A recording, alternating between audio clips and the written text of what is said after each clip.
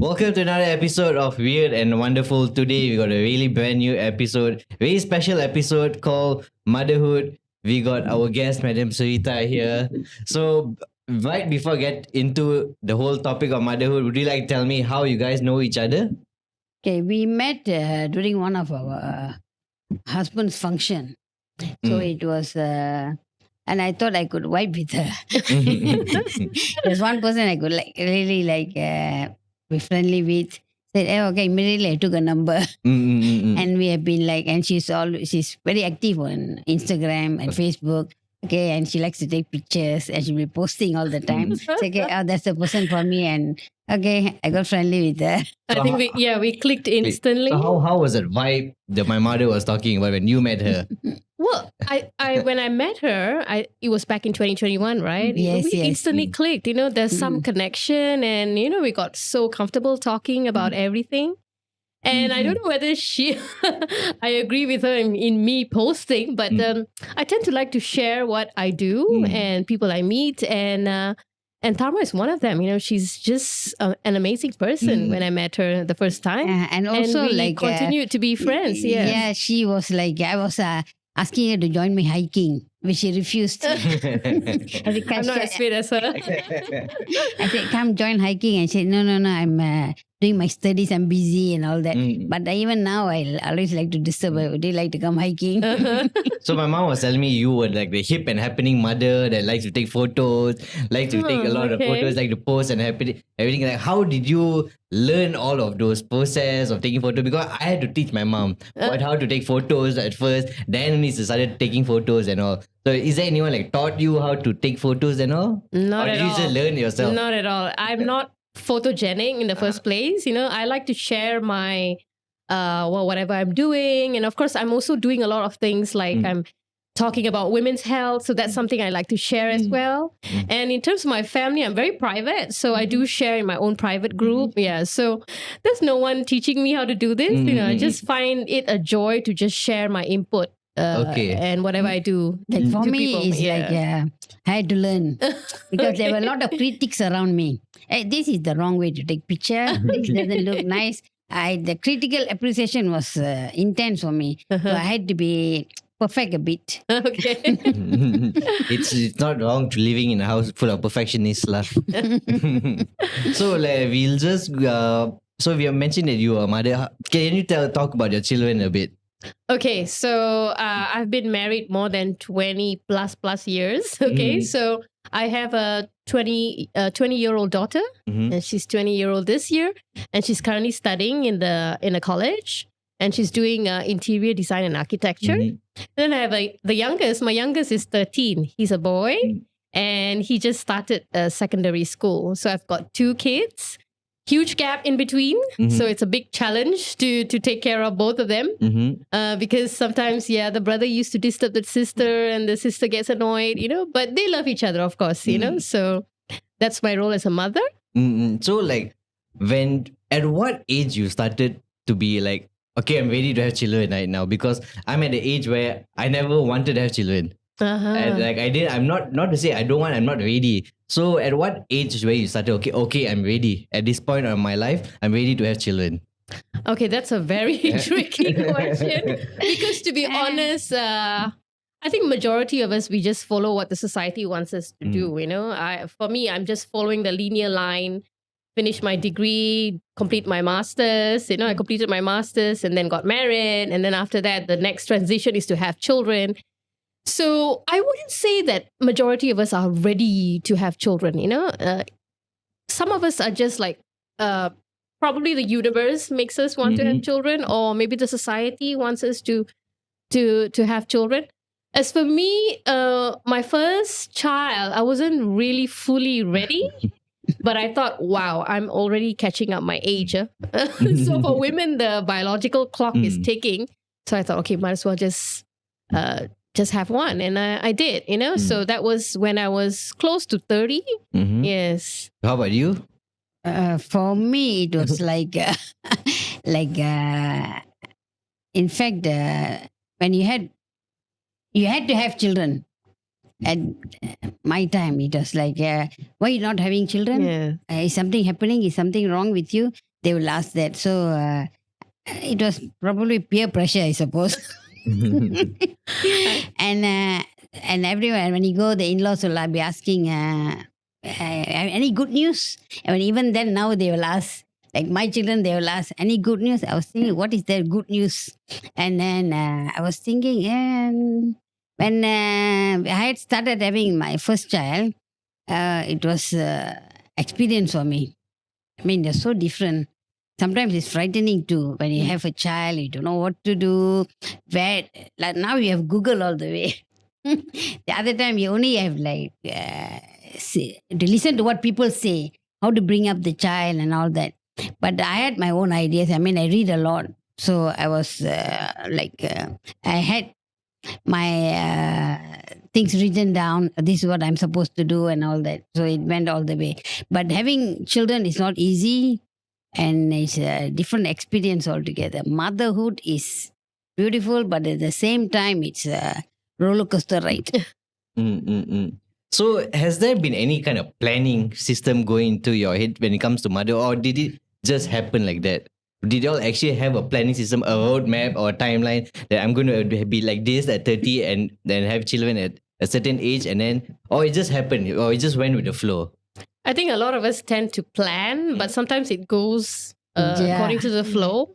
And I agree with Tama, because sometimes we are pressured to have a child, or maybe we're not ready to have a child. So for me, the first child is definitely a roller coaster ride. We're just learning. And as mothers, we continue to learn. There's no such thing as a perfect mother, because all of us are all doing it by ourselves, learning from other people, learning from Google, Dr. Google, and of course YouTube and everything else. But did you have Google that time? Back then, again, same time, during that time as well, there's nothing much in place. So we tend to follow what people say. Like old wives' tales. Yes, and I used to read a lot as well. I have got this book that I read, I can't remember the title, about how to raise a child and how to raise a toddler and what to do when you're pregnant. So that's my way of getting information. But it's just a challenge sometimes, because you will never know what's in store until you become a mother yourself. Oh, yes. Yes. Definitely. Yes. So, okay, I'm going to ask a bit more controversial question to you. When before you had your first kid, was there any goals that you have created that you stopped because you had a kid? Okay. Well, as for me, okay. All right, that's a tricky question again. Okay, for me, I do have goals, but you see, I don't use motherhood as a stumbling block for me to reach my goals. I am currently studying. After working, and then I decided to do my PhD. So I believe that if you are bent on doing something in your life, motherhood should not stop you from doing that. And of course, we women, we have to grow internally as well, and we have to upscale ourselves as well, because nowadays women have to work, So I think it's important to do that, to also try to reach your goals. How about you? Is there any goals that you have stopped? Basically, what I did was when my eldest son was born, my mother took care of him. Okay. So I was like visiting him and all that. But after 2 years, I had to, when he was 2, we brought him back. So when he brought him back, I took care of him. I was at home with him. And it was like, I enjoyed it. I mean, the first time I'm having a child, and my mother, like, she was practically like coming and going. They were visiting us, and it was an enjoyable moment for me. Like, I was learning from her a lot of things, and with him, I like whatever I learned, I imparted to him. Like, we were reading, talking. I mean, whatever I read in books, I did it to him. Like, maybe I thought I'm going to bring up a genius. For me, every child is a genius. Like, even I see in my school, for me, I always think every child is smart, so that we can do anything to them. They're like a blank sheet of paper. It's what you impart to them, it's what they're going to learn. So for me, I was excited when I had him at 2. But I missed out the earlier 2 years. I only like visit him and all that. He was not very close with me. He was very, very close with my mother. So much so that he won't come to me. Like I've been thinking, why is he doing that?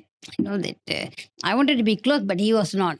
But presently now he's very close. So, like, what kind of steps you took for your first child to be close to you for the gap of 2 years? What did you do? When I brought him back to KL, it's mostly reading. For me, I love reading. You give me a book, and I can be in an island. I don't mind anything. So I used to like read with him, talk to him, go to playground. That's the best time of his life, I think. And I gave him the best.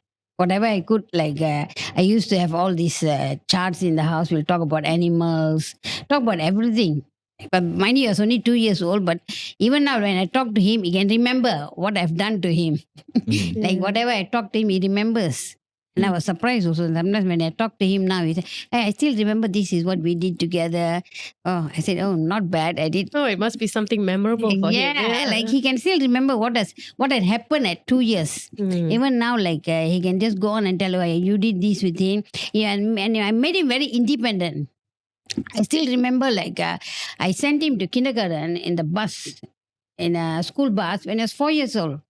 4 years old, and he could go on his own and come back. It was like no issue for him. But with you, it was different. You don't need to share that. He was like very independent. Like he could do things on his own, and I think the books I read and all that helped me a lot. Yeah. Like but the old wives' tale, I didn't believe that much. I believed in the books, so I went on with that. That's very helpful for me.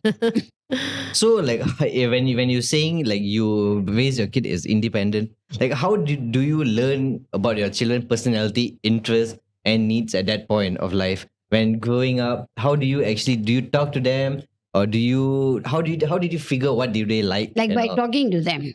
I felt it's better when you talk. When they're very young, it's like we are not like strict. We talk and find out what they need, what they want, what they like.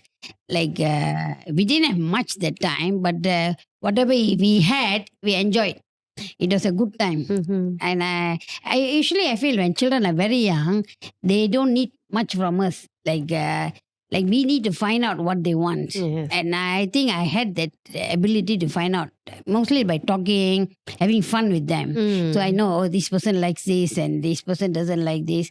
So even now I know what they like, what they don't like. So I'm a bit well versed on that, I suppose. How did you learn about your children? Okay, for me, it's the same thing like Dharma said, you know. So I encourage them to speak their mind, you know. I encourage them to share their views, you know. There's no restriction. They can say whatever they want. I try to do that because I want to encourage them to be very open. At the same time, I allow them to explore their own individuality, you know, whether they want to be someone or whether they want to talk about their own beliefs and values. There's no curbing that, you know. That's what I believe in as a parent. That's what we should do. We should encourage them to speak their mind, you know. So for me, I have both kids, and you know, both kids, I tend to observe them a lot. And as parents, we have to observe our kids and see their personality. And I think a lot of parents tend to compare, but that shouldn't be the case. You know, we shouldn't be comparing, although we do notice that there's a difference between one child to another. Yes, comparing, getting compared. No, but it's hard not to compare, but I think we should not do that because they're all very individual. They have their own aspirations and their own values. You know, there's a problem when other people ask you, and then that comparison comes in. Sometimes we cannot like even relatives, they'll ask you things like, you know, how's the child doing? So that thing comes into your mind. What is this? They're asking, am I comparing the child? So I don't want to like compare. But they will put that thing into your mind. And which is sometimes difficult for you and for the child. But last time, like sometimes it's difficult even to tell off relatives or anybody. The first thing any like results come out is a phone call. Yeah, definitely. Lucky I they think didn't. that's- Lucky they yeah. didn't have FaceTime. Then. That's a very Asian thing. Examination results Yeah, are oh dear. priority. I used to dread Yeah. that. Yeah. Like it was like, oh my God, what is this? The phone calls will Yeah. come and how do I answer them? You know, Yeah. like they want only A's. Unfortunately, we didn't give the A's to Mama. So now I wonder, that's why I told him, I have to do a podcast where are the A students now. Yeah, correct. I think it's unfair to also Yeah. do that because each child, they have their own interests, maybe Yes. some of them are not academically inclined and maybe some of them are musically inclined. So yeah. I think Asian parents should stop Yes. doing that, So like speaking about interests, like I remember like in school I was representing school sports a lot. I played a lot of sports in school. Okay. But in the other hand, my parents also pushed me towards to study hard, to study, go do this, and to make sure that I do work to study and work. So parents' ideas and my ideas are completely different. So how do you actually, when you're raising up them, how do you balance those two? How do you tell, what's good for your children more than they are. So how do you balance that? How do you convey the message to them? Yes. Okay. So if you look at our society, there's emphasis on education. All right. So I always tell my kids, you need to do well, but I'm not expecting A's like 10 A's or 20 A's. I'm expecting a holistic development, meaning you're good in your sports, you're good in your music, your activities, as well as your education. That's what I try to do, and I don't impose on this. And you see, like my daughter, she's good in art, so I encourage her to explore that. So that's what, as parents, we should do. We should stop putting our own ideals to them, and even the society's ideals to them. I think it's important to not put pressure on kids, especially kids who are not academically inclined. When they put a lot of pressure, then they tend to crack. Nowadays we see a lot of cases of children going through depression, Oh, yes. teenagers going through depression, and the rate of those who are committing suicide is high as well.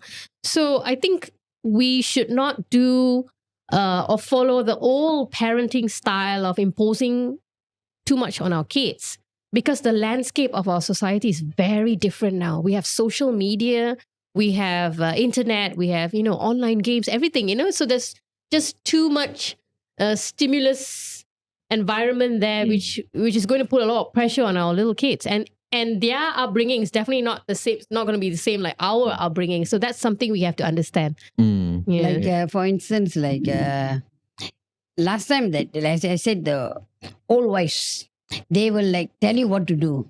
Like, you have to be a doctor, engineer. I remember my mother said, why don't one of your children become a doctor? I said, they're not interested. And then one of my sons, biology, I hate biology. It's always the doctor, lawyer, engineer. Yeah. Yes. And I became the fourth one. I became a disappointment. I became a DJ. But the father made him go to university to take a degree of all things in finance. Yeah. Like, Until now, I always tell I have a degree in accounting. People will never believe me. People will just drop like, what? No. but I think earlier on, children are not allowed to choose what they want to be. It's Yeah. always like they choose for you. Yeah. Like they ask you they will never Yes. ask you what is your choice. Yes. It's always the parents' choice. Yeah. But my parents never pushed me in any way. I could do what I like. I had that freedom, I think. So like speaking about fathers, like nowadays, like just now you said a lot of mothers are going to work. Yeah. So like during back then, it was very rare to see like the father staying at home and the mom going to work. Nowadays, it's like everything's turning around, everything's changing. So like what are your thoughts on fathers taking on the role traditionally associated with motherhood? What the fathers are actually staying home. Is that a good way? Is that a better way?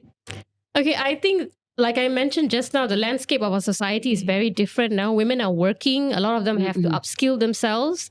They have to further their studies. And there's a lot of pressure from external parties Yes. like work, employment, and all that. So it's harmful to expect mothers to be doing household chores at home as well. It's really harmful, because what we see is nowadays we see women working really hard out there. At the same time, when they get back home, they're doing housework, their sole responsibility is also to take care of their kids. And that should not happen anymore. Husbands should also take the responsibility. There should be a shared mutual agreement on household chores, as well as taking the responsibility of educating their kids.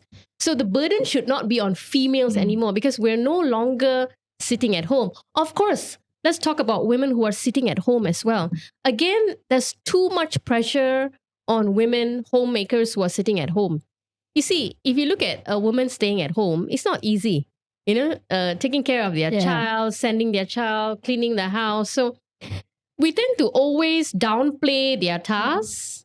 So generally, there's always this expectation that women's job is to take care of their kids and to manage the house without complaining, or without even talking about it, But like I think traditionally, we're only human. Yes, there's a lot of traditionally it pressure. was the woman who was taking care. Yes, So the correct. man went out to earn.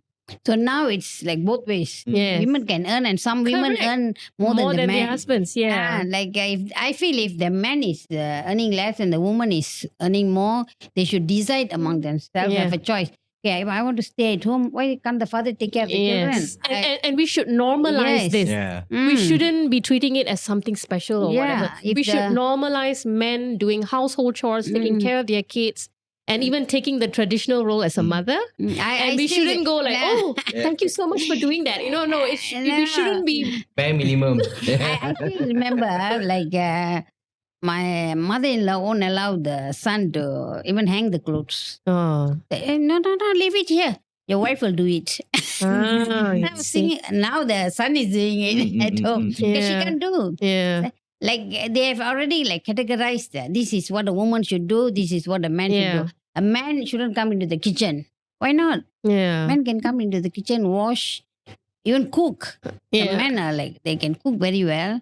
I think So, this is culture. The interference of culture. Even all my friends, even my Chinese friends, even Malay friends, they say, oh dear, when we go back home, there's so much work. The men are not allowed. But now I think it's different. Yeah. I think the younger people, they share the workload. But I don't know. But I mean, you have very young friends who got married and all that. I don't know how they will be. Yeah, like I say, it was traditionally you could see the children, the kids are closer to the mother than the father. From that, you can already see who's been taking care of the kids, who's been always at home. But now I can see a bit slowly changing. The husband and wife are talking. They talk, they share responsibility, they talk, they communicate. So that's what I feel like the communication should be there. I do half, you do half, settle. We just split Yes, we just split the deal. That's how it should be. That's how it always should be. So I'm going back to your kids and all. I know you were having kids in your stomach for 9 months, and I know there'll be a sense of possession into your kids. So how do you manage? How do you experience the feeling of possessiveness over your children? And how do you manage those feelings? Okay, possessiveness. Okay. Yeah. It's hard not to feel that they are your kids and they are your own, but I truly believe that we should not expect them to be with us forever, or we don't owe them and they don't owe us anything. So that's my belief, because I brought these kids to the world and I should not expect them to financially support me in future, things like that. My belief is I would say maybe a bit controversial. I'm not expecting anything from my kids, so my role is just to raise them, provide the best for them, and not expecting them to monetarily fund me in future, So I think some parents tend to think that way. Oh, yes. Yeah. And we must understand that kids, their time, property price is going to go up and they have their own family. And it's just hard for them to also manage and financially manage their parents as well. So my belief is, my husband and I, we always believe that we should also prepare for our own needs in future, financially, how are we going to support ourselves, whether there's financial kiddie bank for us when we retire. Yes. That's important. So we don't impose anything on our kids, and we don't feel like we are possessive towards them and they owe us something. No, that's my belief. Can you describe the feeling you had when you were sending your daughter to kindergarten the first time? Okay, of course, when you send your child to someone else to be taken care of course, there's this feeling of sadness, because they are your babies, right?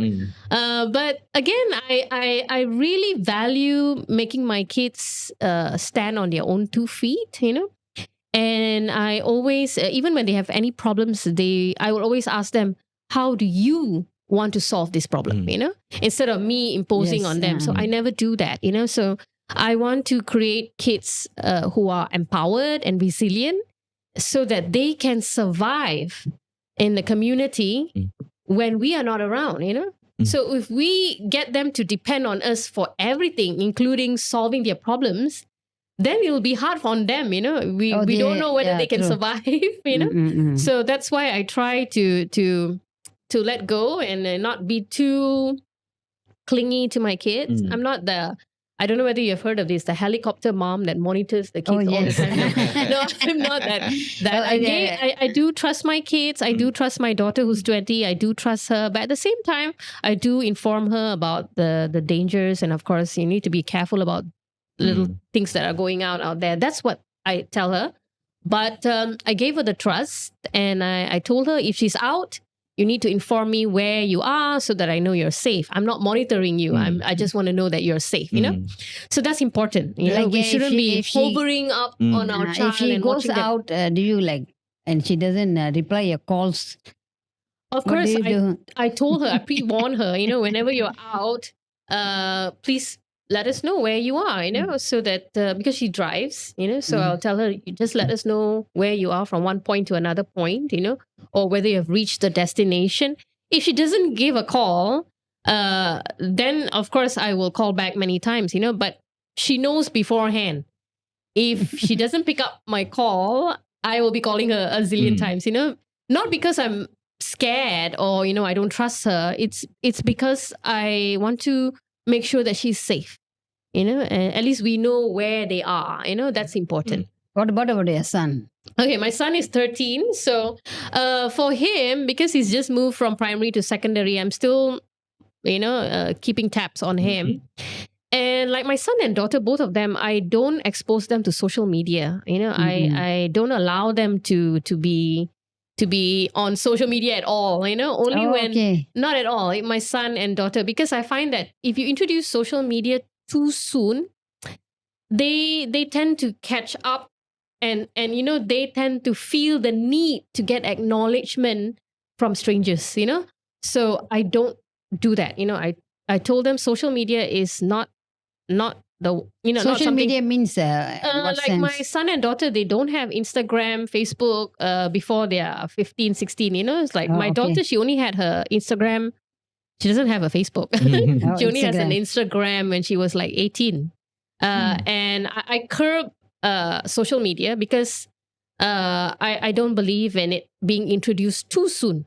Because kids who are being introduced too soon, I feel like they feel the need to get attention from strangers, So I don't believe in that. And of course, online games, like for my son, his generation, they all play games. I try to curb that as well. Not completely curbing it, like not completely banning it. I do have like restriction, like you only can play online games if you finish your work.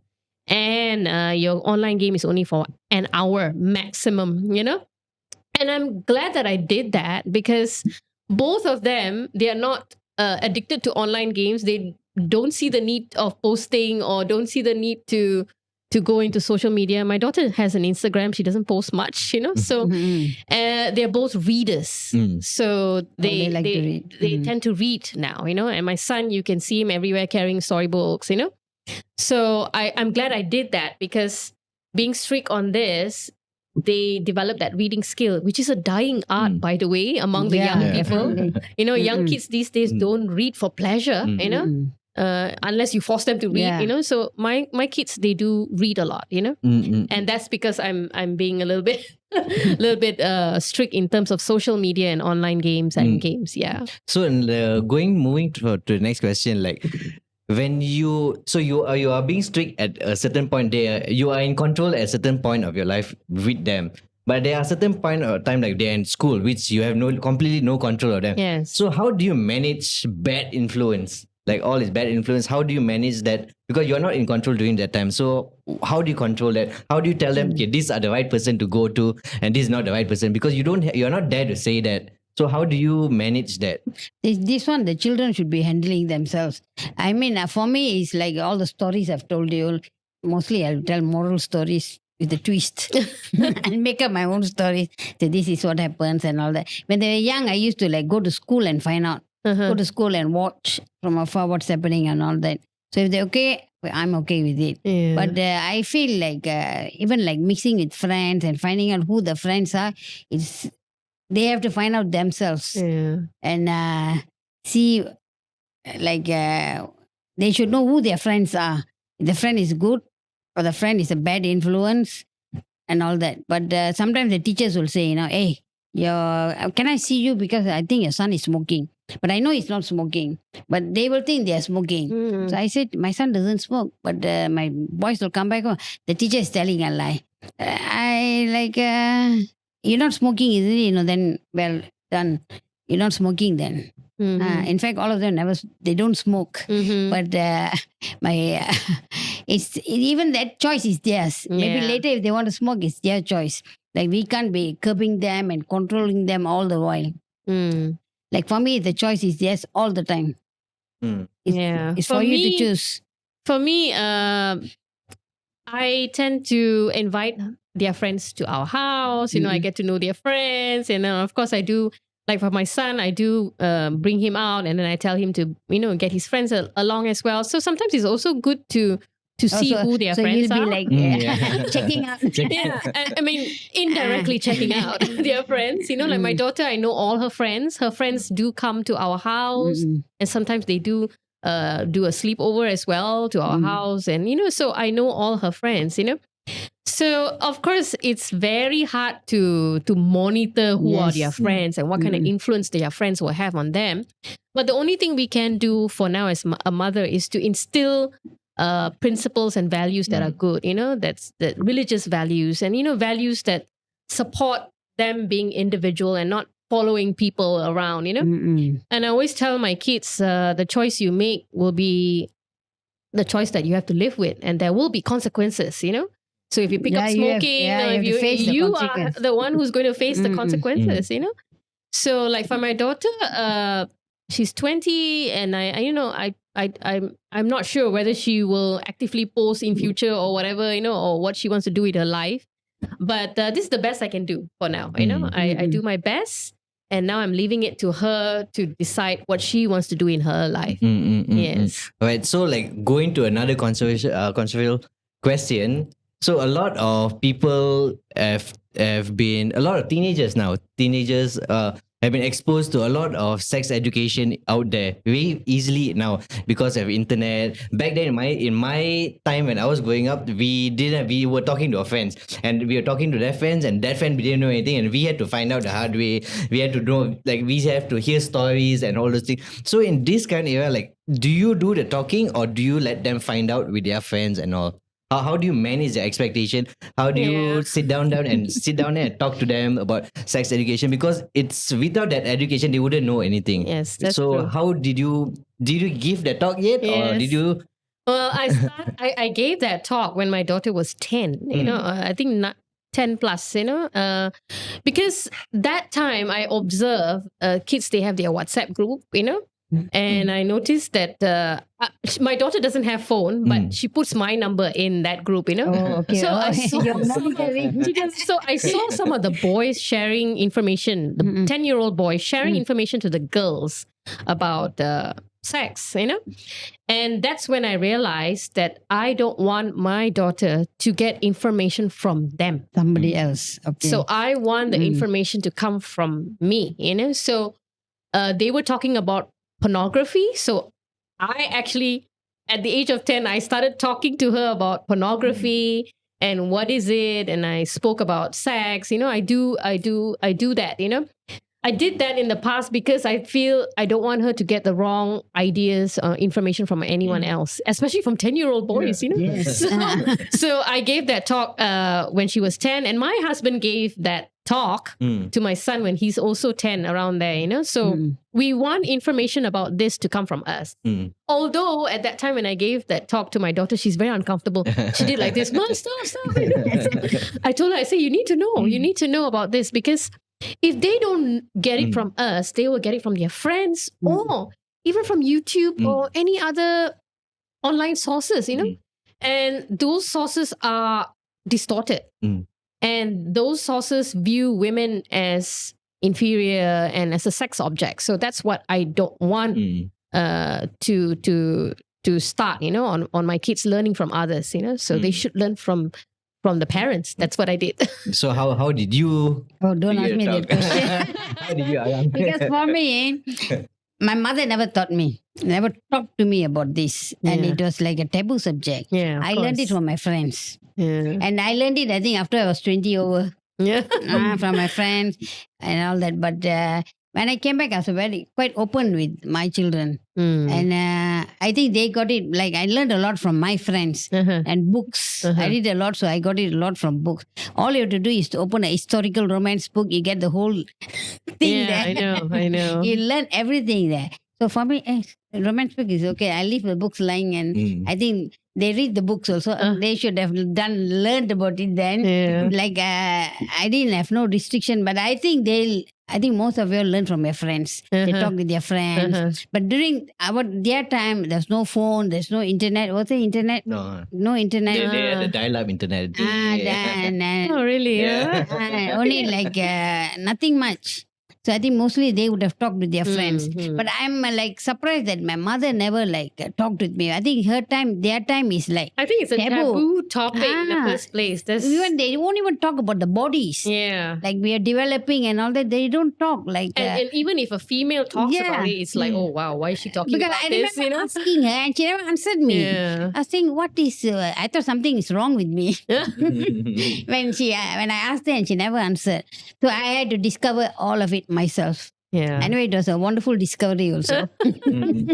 So like in this day and age, you can find, like speaking of pornography, you can find a lot. It's exposed. Netflix, you open Netflix, it's everywhere. Yeah. You open websites everywhere. So like how do you manage that? How do you stop your kids from seeing all of those? And how do you manage that? What do you do?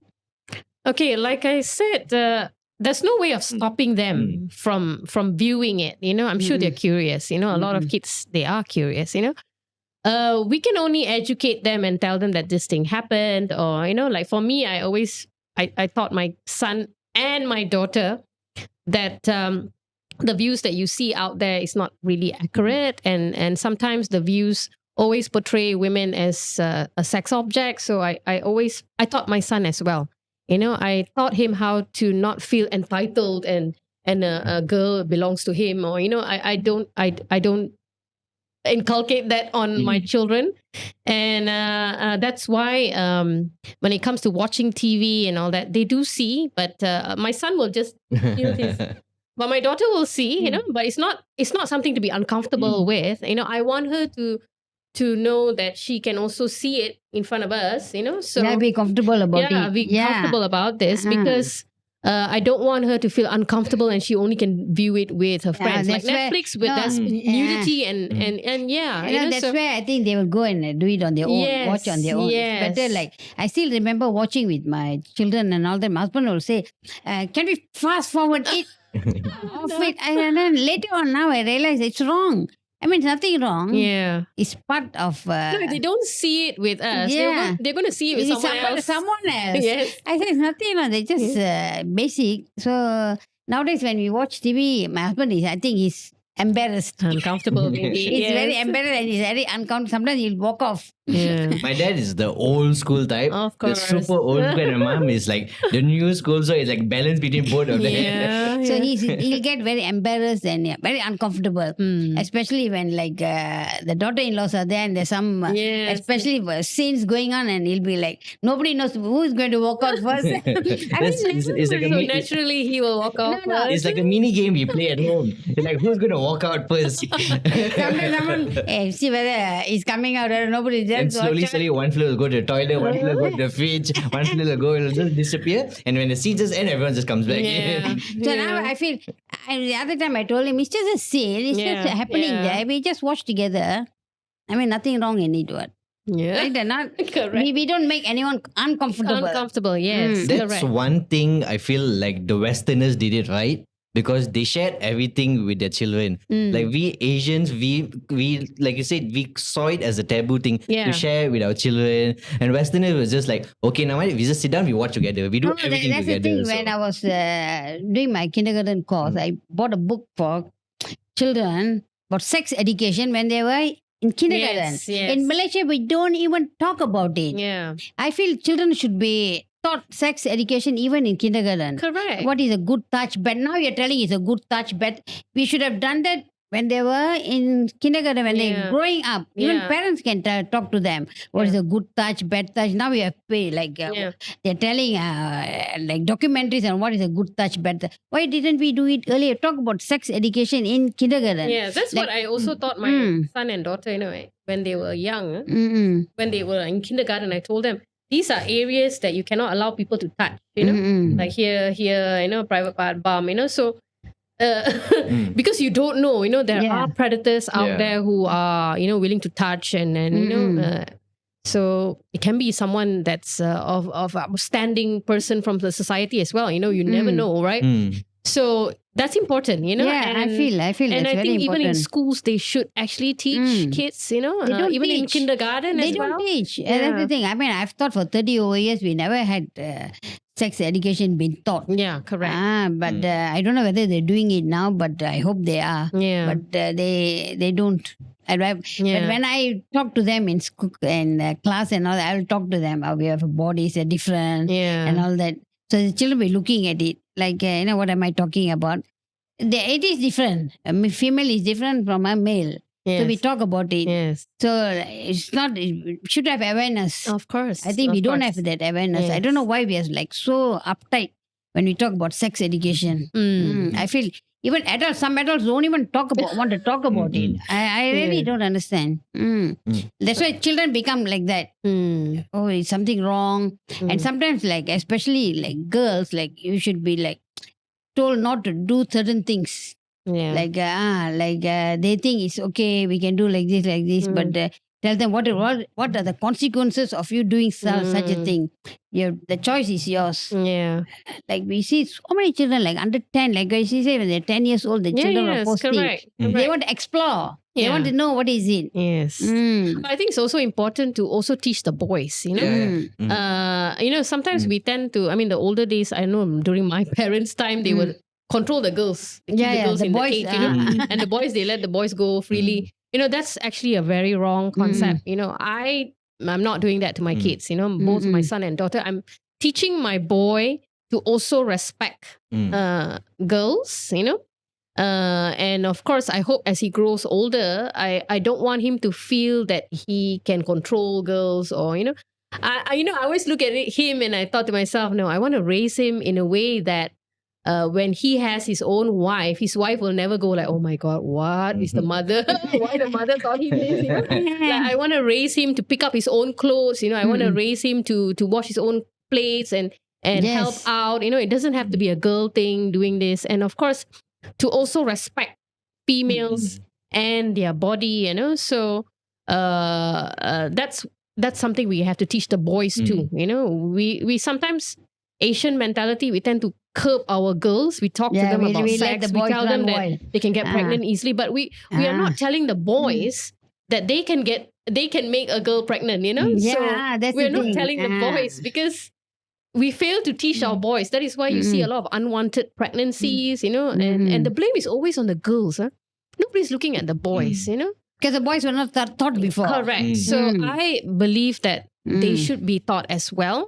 And they should be taught that they can make another female pregnant. Any female. Actually, they can make many females pregnant. You know, Yes. girls, when they get pregnant once and 9 months, you know. But for boys, they can actually make 10 females pregnant, you know. So it's important to educate the boys. I feel it's very, very important. Yeah. So like going back to just now you were talking about your mother, the daughter's mother, your mother. So like I just want to know like what values did your mother instill in you, and how has those conversations shaped your approach to motherhood?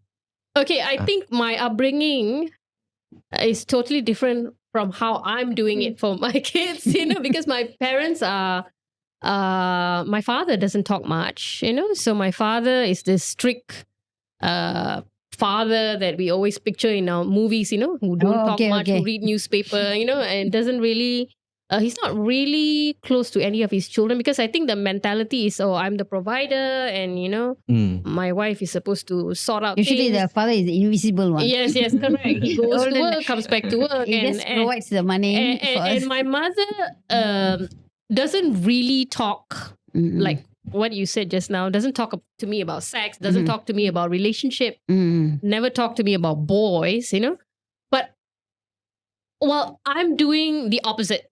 I'm talking to my daughter about relationship, boys, sex. You know, so I would say that I'm not following their style of parenting. Of course, they love us and they provide for us, but if I follow their style, I think we would have lost our children, you know, because these days, friends and social media and, you know, society, they can easily take your child away, you know. So if you're not close to your child, someone else will be, you know. Someone else will come in. So I'm not following their parenting styles for my children. Definitely not. Yeah. So how about you? How did you? I'm definitely not following too. Earlier on, yes, I was like, my mother comes to my place and all that. She'll tell me, why you're doing like this? What is it? Why you're letting the boys very free and all that? Like for me, I used to talk to her, but my boys were very close with her in that sense. But I felt rather than me, she was very close with the boys also. She was very loving. But my mother is not the huggy type, you know. But my boys like to hug her. And she was never like very, she won't show her emotions. I think those those days they are like that. They'll never tell you I love you. Yeah. Like now, that's like, rare. like now we can tell, okay, I love you and all that. Like I make it a point that I love you and all that. I don't care who watches me also. I'll tell my boys I love you. Yes. So I don't know what even the father thinks when I say I love you. Yeah. To them, like I have a different relationship now. I feel everyone should have an open relationship with their children. No, don't be. We change with the times. Yes. Like now we have handphones of different. We change like that. I think it's important to be to adapt. You know, to adapt to the current and embrace environment. the culture now, rather than let go and hey, what happened? Where are the children now? Yeah. We don't even know. Like also as you said, the trust. Yes. They are also big. I mean, we trust them, do what they like. Yeah. If you want, you can call me. Yes. I'm there. Yeah. It's like that for me now. Yeah. Like you can call me if you want. Yeah. And I'll call you when I want. Like I'm not going to call and disturb you. Earlier I used to call my second son, but I still remember 20, 30 times. Because he won't answer the phone. And so much I will tell him, in an emergency, I will never call you. And he'll start laughing. But now I know, I don't know what he was going through. You know? So now I know, like, you know, if I want to call, I call. If they want to call, they can call me. Yeah. It's like an open relationship. Yes. Yes. So like I was saying earlier, there are some things you can control and there are some things you can control. So like and some things like parents can't control are feelings towards other people.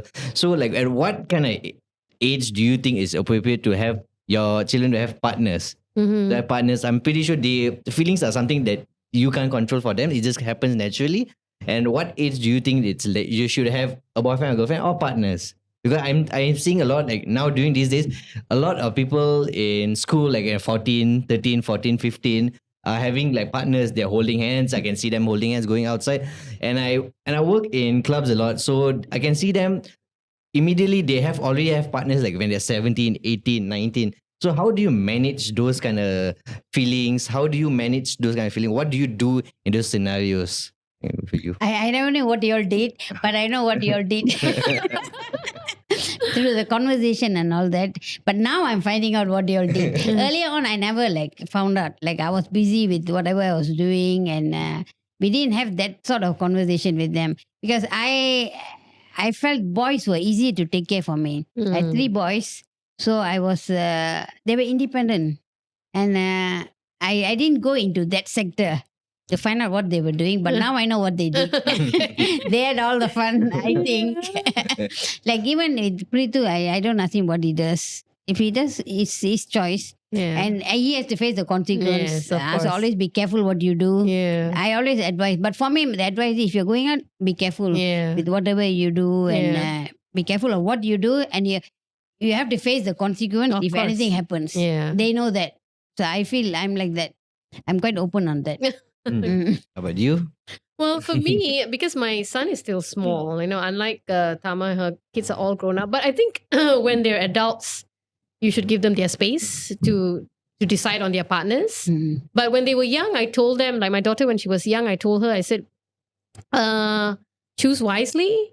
I'm not stopping you, but I'm also telling you that if you start a relationship very soon, it might cause some difficulty for you in terms of like heartbreak or, because people are, kids these days, when they were young or when you expect them to have a solid relationship at 14, they can't, because they're still developing and maturity is not there, so disappointment can happen, expectations are there, so I always tell my daughter about this, and she herself told me that some of her friends have relationship and the boy dumped the girl and the girl cried the whole day, so I said, so these are all consequences if you go into a relationship too soon because you're not ready to face heartbreak.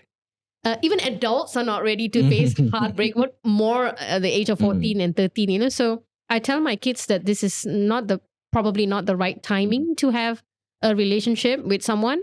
As they grow older, who is there to stop them, right? They can have their own relationship, but be prepared to face the consequences. Maybe if there's a heartbreak involved, or frustration, or maybe expectation. Like you cannot expect that you love a boy, the boy will love you back, or what you expect from him, or what he expects from you. So I explain this all to my kids. These are the things that might happen. I had a friend, he told me that he was very open with his daughter. She was going out at 18, 17, 18. He said, I already explained to her what you're supposed to take care, you are taking care, you can have anything you want. So he said, I'm very open with her. I think some people are like that. Yeah, I think some parents probably they know it's hard to control. Yeah, like last time, like girls, we are not allowed to go out. Correct. I was never even to go to Penang.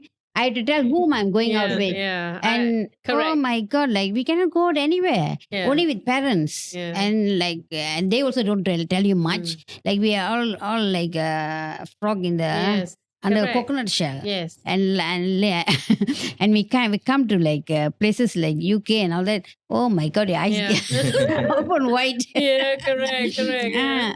You're so sometimes you're embarrassed to see. Like first time I went to UK and we went to a clothes store and it was an open place. And I told her, hey, look at that. You just have to open your take it and change it, and everyone is watching. Yeah. And it was a Oh, shock wow. for us. Yeah. I don't know whether it's still there or not, but it's like all the ladies were cool about it, It's my body, your body. Yes.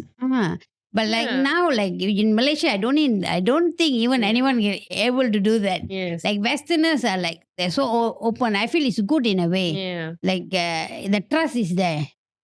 Here, I don't think so. Many parents don't trust. I don't know whether it's true or not.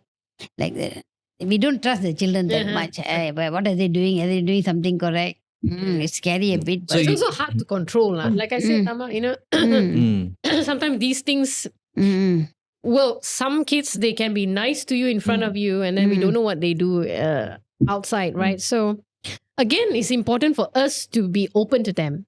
You know, if they and to feel the need that if they need someone to talk to, we are here, you know. So that's what we have to create. Whether we can curb them from exploring is very hard, because you see, even if they go abroad or anywhere else, culturally everyone else is doing something different, you know. So it's very important to get them to be open and share that's the things thing, with us. share. Yes, Share and correct. talk to you. Yes, They're so much better rather than keep and talk to their friends. Correct. And you find out from someone else, a Correct, third yes. person, my son is doing this, Yeah. this. Yeah. Oh, really? So there's a topic where like people tend to not talk about, which is mental health.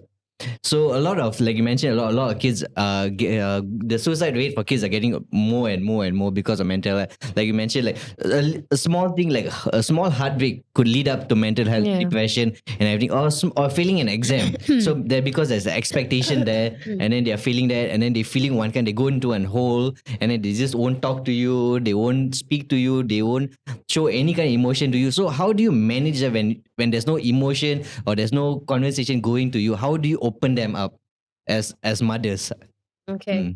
Okay. Well, of course, them talking to us and them talking to their friends, totally different. Okay. They are aware that we are their parents, you know, so there's definitely a different angle when they talk to us, you know. But once again, I explore everything, you know, with my kids, you know, even frustrations as well. If they're frustrated, I tell them to talk about it, you know.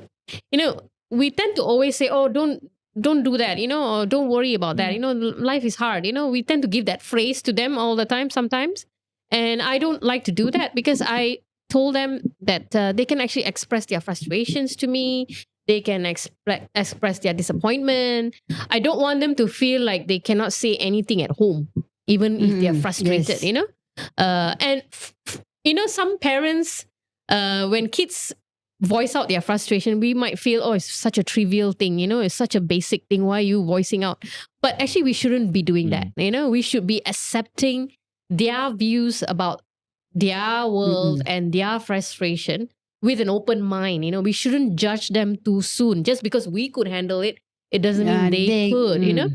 So I created that platform where they can voice their frustrations at home, you know, so that they don't feel like they need to bottle everything up or share it with someone else, you know. So how did you, what was Like I feel your way? that time we didn't have all these things. This mental health, even people don't Yes. talk about it. Yes. But now I feel like the depression thing is there. Children are depressed, but they don't, like outside they're so happy, but inside we don't know what they're even thinking. Yeah. So it's better we talk about it. Maybe they should have a subject on how the children feel. Yeah. How a child feels.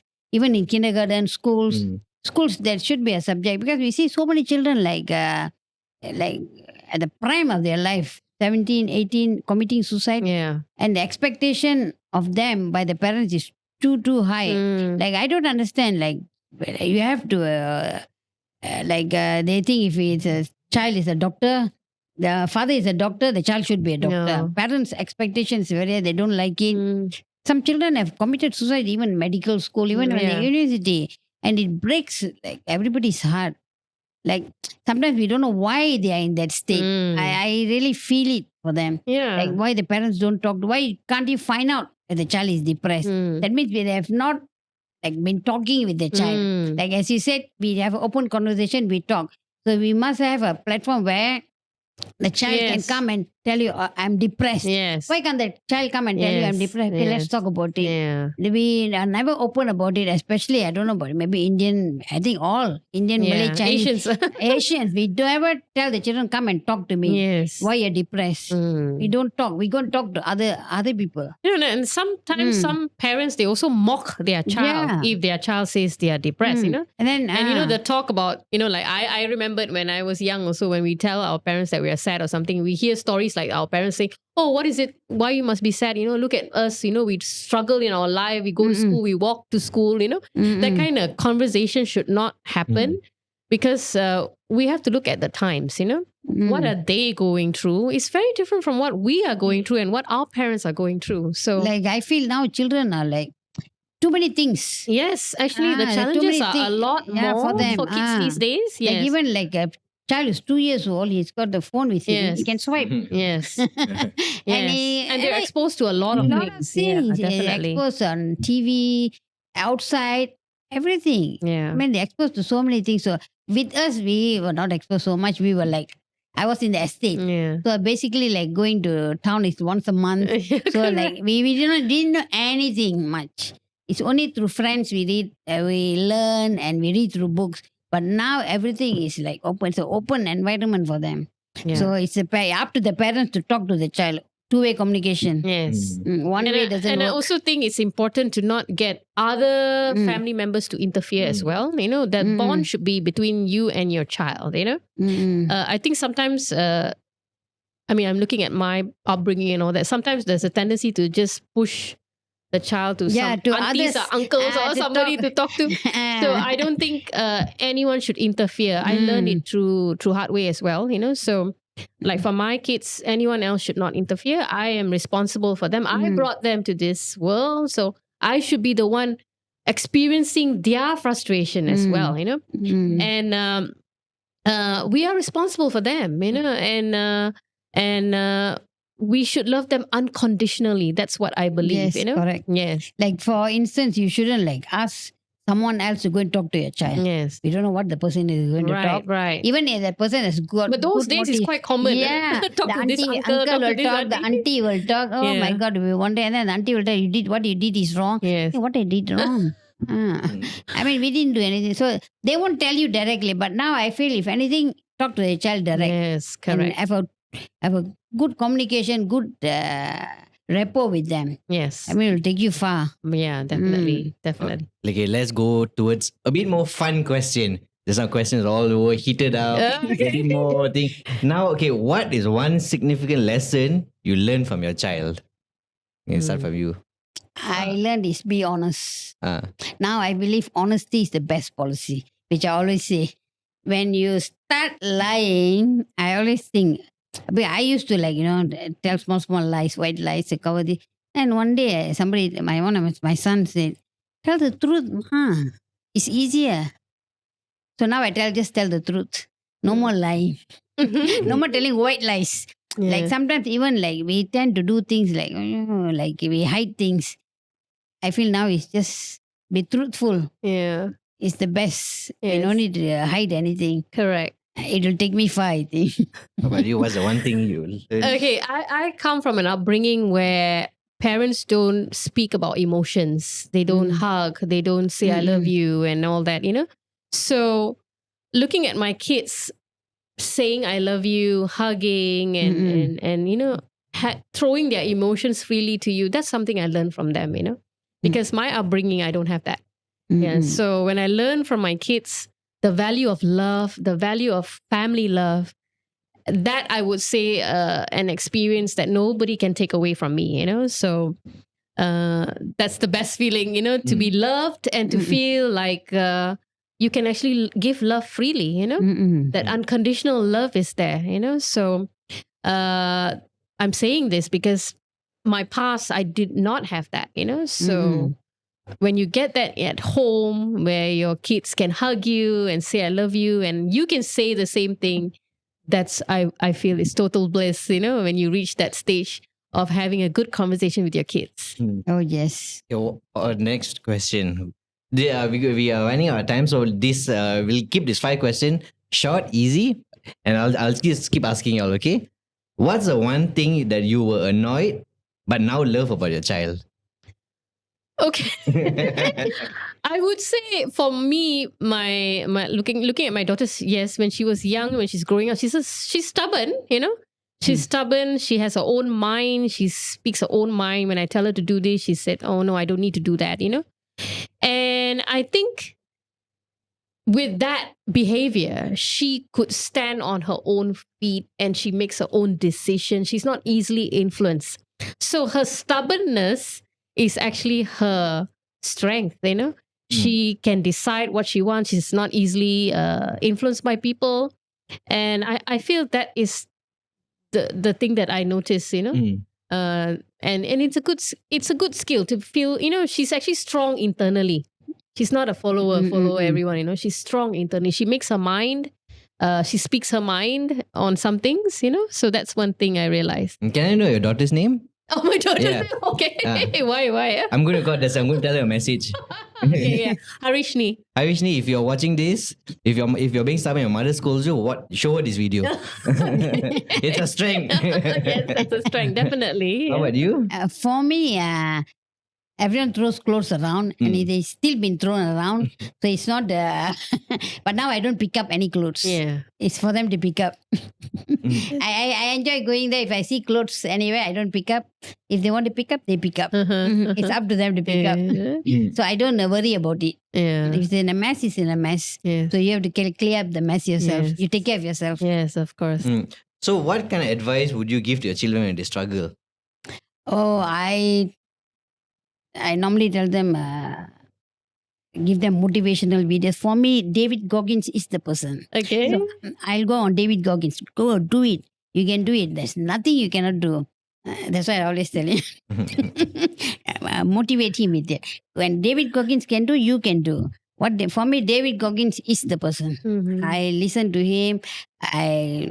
For me, he's like someone who can carry you up. So it's like, that is, for me, there's no such thing as going down. Mm. You're always up. You don't need to go down. You don't need to feel depressed. You don't need to feel down, anything.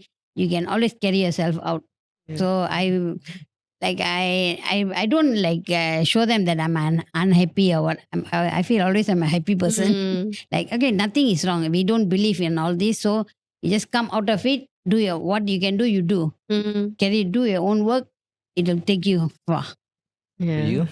Okay, for me, I tried that, giving them videos and sharing some lecture quotes or whatever, but I realized that at one point they get bored, like my daughter would be like, "Ma, enough of this, okay? Enough of this motivational No, quote, but I won't give it completely. I'll give one by one.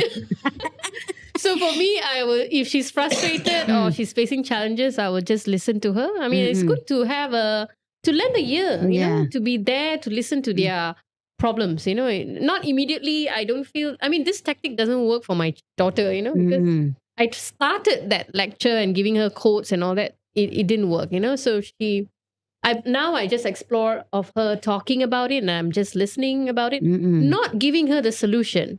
Sometimes when you listen and you let her share, she will find her own solution in her own way, So I don't believe in cornering them to do something, I But don't. did David Goggins work for you? Yes. Yes. So the next question is, what kind of support system do you have to rely on? Okay, so I have a helper at home, because at times I do go out and I do conduct meetings, I do attend meetings, workshops, everything. So I do have a helper at home, but my helper is to help me sort out the household chores. My children are my responsibility. They're not close to my helpers. This is helper number 5, I think. Yeah, so they're not very close. She to... stays with you. Yeah, she stays with me. Yes, but they're not very close to her. She does her housework and all that. So she does look at my son. If sometimes she would tell me, "Oh, he didn't eat," or she would tell me these kind of things. But the sole responsibility of raising my kids are both of us, my husband and I, so it's not me alone, my husband as well. So I think that should be the way. Yeah.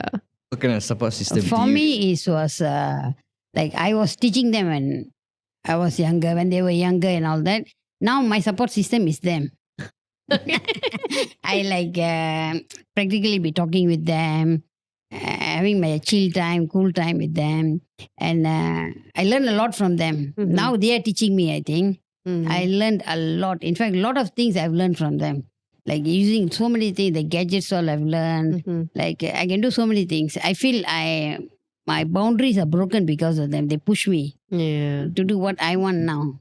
So my support system is them and I love them for that. So, okay, our last question. If you could go back in time before you were a mother, what kind of advice would you give to yourself? Okay, I would say enjoy motherhood. Don't put pressure on yourself, because I think sometimes we want to be perfect as a mother, but perfection is not the key to enjoy motherhood. You should just go through the flow and enjoy the ride and learn from your child as well. Mm. So that's my advice. What? For me, it's like as Surita said, enjoy it. Mm. But I think I enjoyed it. I enjoyed when they were small. Now I enjoy them also. Yeah. I enjoy the company. Like earlier on, I was maybe a bit uptight. I used to get angry and all that. But later, when I was in school, I never got angry. When I come back, I think I got angry. But I regretted that time when I come back, the stress and all that. But now I realize, hey, I shouldn't have done that. I regretted that. But if I had done differently, I would be like always a happy person. But I think they were when you grow in the teenage period was the worst time.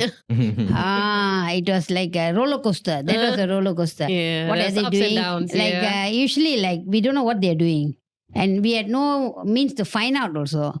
And unless someone tells you, where the parents tell you and all that. Because I used to be friends with their friends' mothers and all that. fathers. And yeah. at that time, we didn't have all these phones, all these. They had the huge phones. Yeah. People used to carry. So, but they learned their own way. I learned my own way, Yeah. which was. But I felt I learned a lot of things. But maybe I was a bit uptight when they were growing up. Yeah. During the teenage years, not the earlier times. Yeah. I think it was very insightful information coming from two mothers, especially. Oh, thank you. I get to know like your perspective into things because I never thought of your perspective. It's always been my perspective because I was a child. I only thought about myself. That's how it was always been. So, but growing up, I never thought about how hard as it was to be a mother, what kind of responsibility you all had to do to take care of us, and a lot of things like that. And that a lot inspired me to do a lot of things to take care of y'all. It didn't come like forcefully. It came just like I want to do those kind of things because you guys have take care of me so much. I want to do that for y'all because the same amount of love y'all give, I should be giving back to y'all also. So with that, I would like to thank Madam Nisrika Thank you so much for joining inviting us. me. Yes, thank you. For giving your side on being a motherhood, giving your side. I hope a lot of people get inspired from you guys, from both of you especially.